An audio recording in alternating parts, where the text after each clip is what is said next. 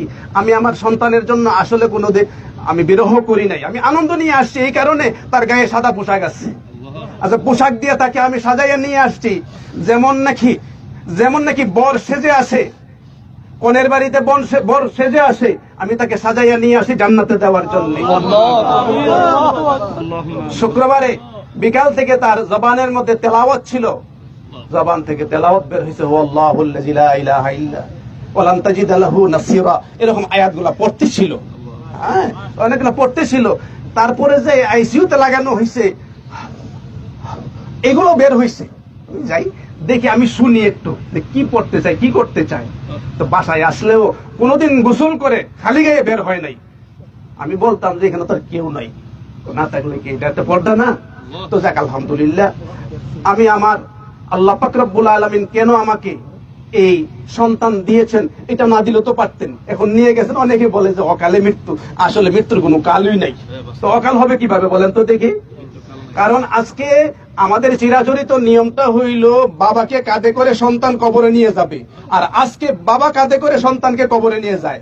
এটা একটা বিরহ থাকতেই পারে, মনের ভিতরে একটা আঘাত আছেই, থাকলেই হবে কি? আমি তার জন্য দোয়া করছি, 2 রাকাত নামাজও পড়ছি, আমি 2 রাকাত নামাজও পড়ছি। গত রাত্রে অনেকক্ষণ পর্যন্ত তাহাজ্জুদের নামাজ পড়ে আমি দোয়া করছি যে আল্লাহ যদি তার হায়াত থাকে দাও, আর না হইলে ইমানের সাথে আর কষ্ট না দিয়া, এই আইসিইউতে যে কষ্ট যারা গেছেন বুঝেন, আর যারা যান নাই আসলে বোঝার সুযোগ হয় না, আর যাওয়ারও দরকার নাই আমি মনে করি। আমি আসলে একদিক দিয়ে হইল আনন্দ নিয়ে আমি চলে আসছি, আমার মধ্যে কোনো বিরহ নাই। হ্যাঁ, ওর আম্মা আমার চেয়ে আরো শক্ত মনওয়ালা, কোনো কান্নাকারি নাই। এটা করবো কেন?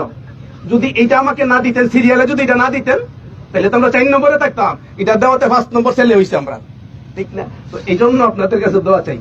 আমি হাসি মুখে কিন্তু আসলে সারাটা ঢাকা থেকে আমি পর্যন্ত আসছি। বাইতুল মুকাররমে সন্তানটা জোহরের পরে নামাজের কথা ছিল, আসরের পরে হয়েছে, হাজার হাজার ছাত্ররা এখানে কমান করতেছে যে আমরা আসরের পরে দেন, আমরা আসতেছি, আমরা সাইফুর রহমানকে আমরা অত্যন্ত ভালোবাসি, দেখা না হইলেও আমরা জানাজায় যেন শামিল হইতে পারি।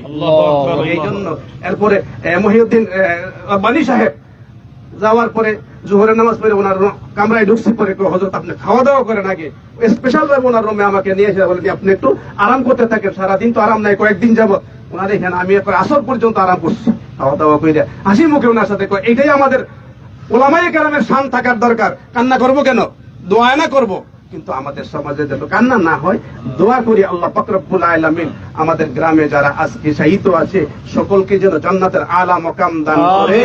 আজকে আপনারা যারা আসছেন তাদের প্রতি আমি কৃতজ্ঞ, কারণ ঢাকা থেকে আব্দুল কাইয়ুমুল্লাহ সাহেব আসছেন, আসলে গতকাল আমার এখানে গিয়েছেন, এর আগেও গিয়েছেন, বারবার দেখা করেছেন যে চিকিৎসা করতে গিয়ে যদি কিছু করোনা লাগে কিন্তু আমাদেরকে কিন্তু নিরাশ করেন না, বুঝছেন না? নিরাশ না, কিন্তু আমরা সহযোগিতা নিয়েই চিকিৎসা করবো যদি বাইরে নিতে হয়। তো যাই হোক, সহযোগিতার প্রয়োজন এখন হয় নাই, আল্লাহ পাক নিয়ে গেছেন, আল্লাহ পাক যেন তাকে জান্নাতের উচ্চ মাকাম দান করে।